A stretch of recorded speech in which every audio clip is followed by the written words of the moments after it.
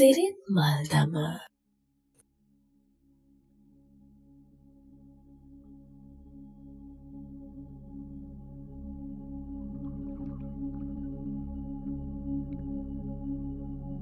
සූදු කෙලි පලකට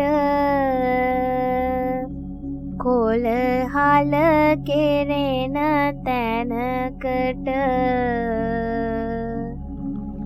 තැබෑරුම් පලකට යාම හොඳ නැත බලා ඉඳුමට